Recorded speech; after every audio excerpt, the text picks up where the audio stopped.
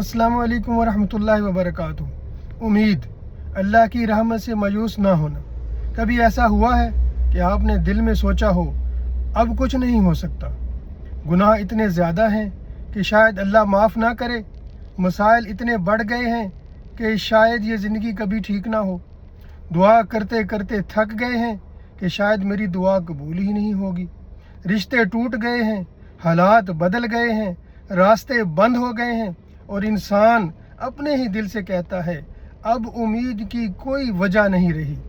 अगर कभी आपके दिल में ये ख्याल आया है तो आज कुरान आपसे एक ऐसी बात कहता है जो आपकी पूरी ज़िंदगी बदल सकती है। अल्लाह ताला फरमाते हैं ला तक़नतू मिन रहमतिल्लाह, अल्लाह की रहमत से मायूस ना होना।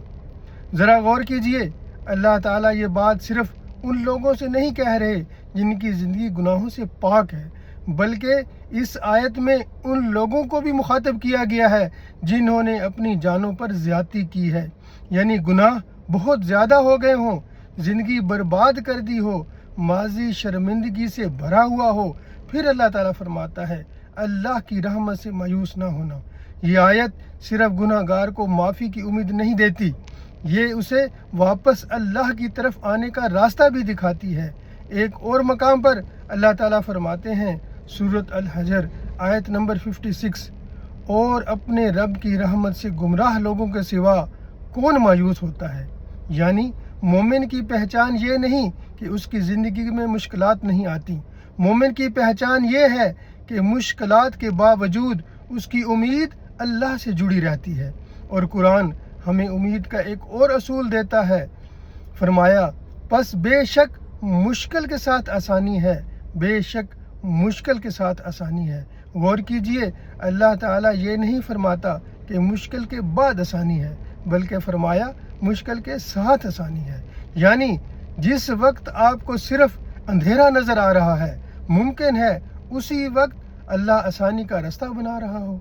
आपको अभी नज़र नहीं आ रहा, लेकिन अल्लाह ताला देख रहा है। ज़रा हज़रत याकूब अलैहिस्सलाम को देखिए, बेटा यूसुफ अलैहिस्सलाम जुदा हो गए, फिर बनियामीन भी जुदा हो गए, गम पर गम आते गए, लेकिन इतने बड़े गम के बावजूद हज़रत याकूब अलैहिस्सलाम ने अपने बेटों से कहा, इरशाद होता है, और अल्लाह की रहमत से नाउमीद ना होना, बेशक अल्लाह की रहमत से काफिर लोग ही नाउमीद होते हैं। सोचिए, एक बाप का बेटा बरसों से जुदा है, आंखें रोते रोते सफ़ेद हो गईं, लेकिन ज़बान पर फिर भी यही है अल्लाह से उम्मीद मत छोड़ो। ये है ईमान। और नबी करीम सल्लल्लाहु अलैहि वसल्लम ने अल्लाह ताला के बारे में फरमाया, अल्लाह ताला फरमाता है मैं अपने बंदे के बारे में गुमान के मुताबिक उसके साथ मामला करता हूँ। तो अल्लाह के बारे में अच्छा गुमान रखो, ये मत सोचो मेरी दुआ कबूल नहीं होगी, बल्कि कहो मेरा रब सुन रहा है। ये मत सोचो मेरे गुनाह बहुत ज़्यादा हैं, कहो मेरे गुनाहों से अल्लाह की रहमत कहीं ज़्यादा वसी है।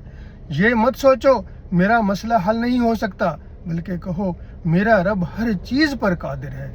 लेकिन एक बात याद रखिए, उम्मीद का मतलब ये नहीं कि इंसान गुनाह करता रहे और कहता रहे कि अल्लाह माफ़ कर देगा।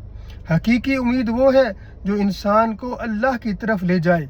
गुनाह हुआ तौबा करो, दुआ मांगी फिर सब्र करो, मुश्किल आई अल्लाह पर भरोसा रखो, रास्ता बंद हुआ दूसरा रास्ता तलाश करो, लोग छोड़ गए अल्लाह को मजबूती से पकड़ लो।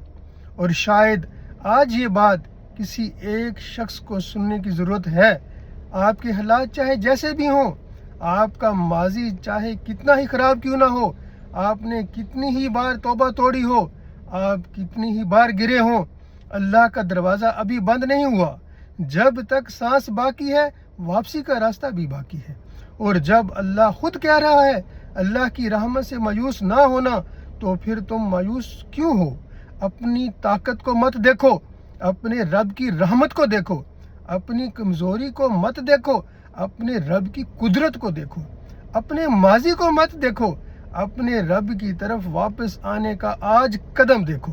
क्योंकि मोमिन की ज़िंदगी में एक दरवाज़ा कभी बंद नहीं होता, वो है अल्लाह की रहमत का दरवाज़ा। और याद रखें, जब दुनिया कहे अब कुछ नहीं हो सकता, تو ایمان کہتا ہے اللہ کے ساتھ ابھی بہت کچھ ہو سکتا ہے۔ اللہ ہمیں اپنی رحمت سے کبھی مایوس نہ ہونے دے، ہمارے گناہوں کو معاف فرمائے، ہماری دعاؤں کو قبول فرمائے اور ہمارے دلوں میں ایسی امید پیدا فرمائے جو آخری سانس تک ہمارے رب سے جڑی رہے۔ آمین یا رب العالمین۔